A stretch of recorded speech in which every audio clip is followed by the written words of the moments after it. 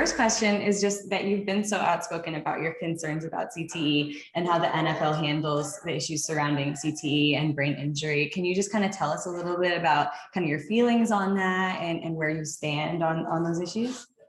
Well, I think one of the things that as we learn more and we get a better idea, we also look to what the NFL, the college football, high school football are all doing now, and sports in general are trying to reduce any extra, trauma that the brain might take, whether during practice or outside of the game itself. It'd be very difficult, and I think it is very difficult to change the game itself, and especially today.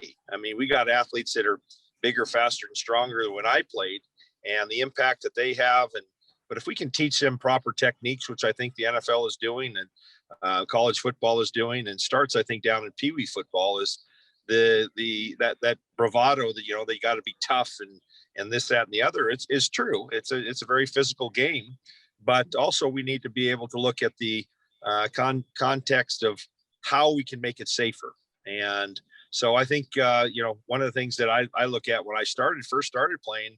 I didn't start tackle football till I was in the 7th grade. I hated football too, because there was, being tackled, and I go, I'm not sure I like this. But the other guys that my friends were playing it, and I felt that this was something I'd like to do. I grew up playing baseball and basketball, and football was the least favorite, but eventually it gave me an opportunity, a chance to further my education in college, and then, have an opportunity to play in the pros. So, and that's this week we're talking about too, Courtney, is the draft coming up, and how exciting that is for some players, and how demoralizing it is too for others, including myself, being a 6th-round draft pick when I thought maybe I'd be drafted in the first or early 2nd round, maybe 3rd round, and then go into the 6th round. It can be a very traumatic situation also. But I just think sports in general is taking a stance on this, which I think is about time. I think the NFL is learning ways that they can make the game safer and better, and for all the young parents out there too of kids that are looking to play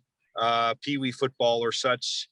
I just want to let them know what we're trying to do, and the message that Dr. Jake and myself and Kurt Warner and Brett Favre are promoting is this new drug called Prevacus, and working with Odyssey Group International. It's a special opportunity to try to take away some of the with this nasal steroid Prevacus, which is a nasal steroid applied through your nose, and it gets to the area of a traumatic brain injury, concussion, or whatever it may be. And you can be a civilian that could actually use this too in any sort of brain event that you have swelling in the brain, whether it be through a concussion or a hit of some sort, and this alleviates that some of that swelling and gives you an opportunity and a chance to heal. And so the acute problems that exist later on in life, if we can take care of these at an early age and start getting some of these things to our children